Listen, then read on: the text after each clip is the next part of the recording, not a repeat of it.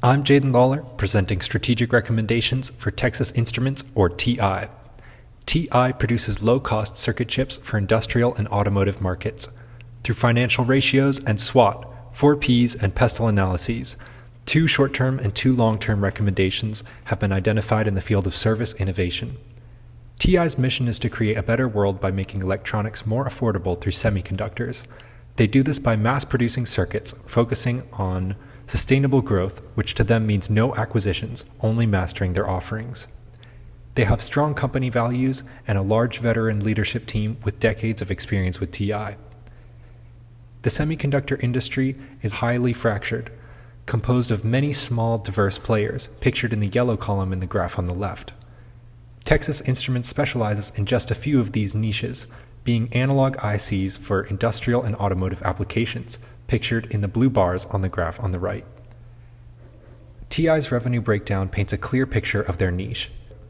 90% of their revenue is from international exports, and analog semiconductors compose 85% of revenue, which are used in autos and industrial machinery. Their biggest competition, Qualcomm and STM Microelectronics, are adjacent to TI's core business model. TI is like a turtle, slow, sustainable, and with products in a utility-based niche. Their pricing is competitive due to their efficient manufacturing. Their sales are large B2B contracts supported through their e-commerce website, and they have promotions advantages, offering tech support in the purchasing process with their customers. Although it's hard to compare the diverse semiconductor firms, TI offers the most stable dividends and stock increase in the volatile circuit market.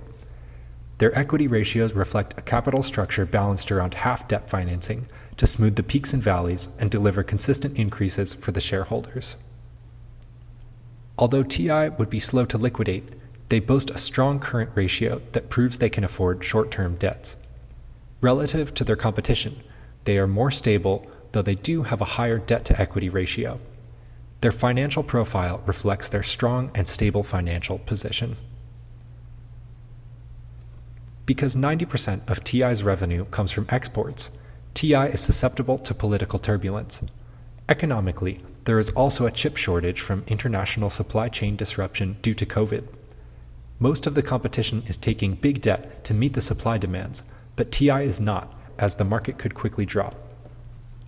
Culturally, COVID has accelerated digitization trends, as well as trends in the Internet of Things have led to more semiconductors per car or appliance. Emerging tech is also shaping the market and will shake current partnerships. TI will need to defend legacy contracts against new firms with new offerings in the changing market.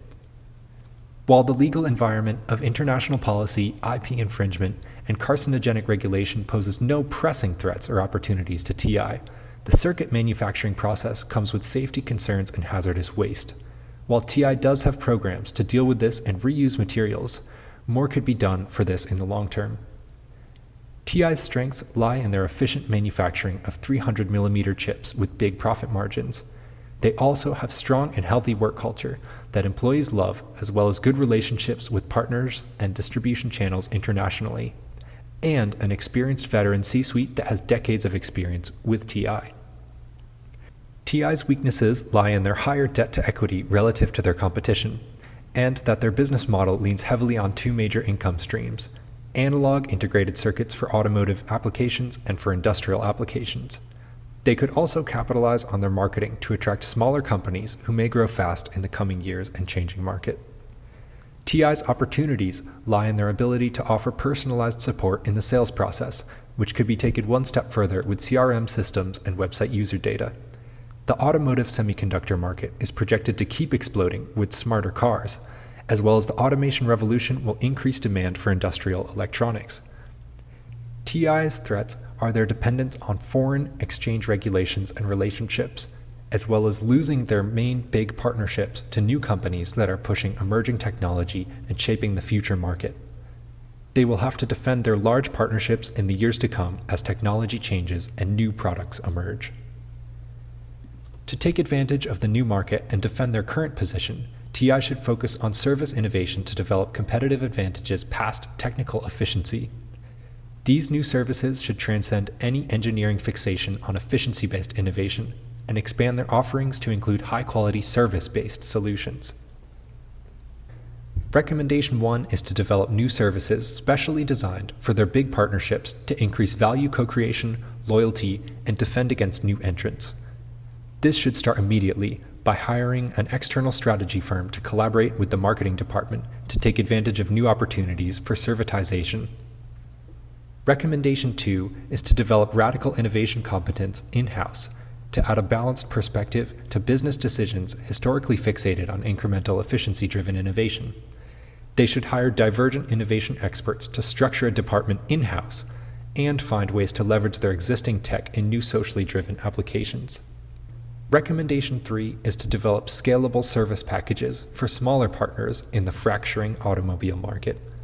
This will be a long-term development of their B2C or small B2B market to defend their reputation against small new emerging firms who may expand quickly in the changing market and new technology. And recommendation 4 is a long-term plan to lead the sustainable chip movement.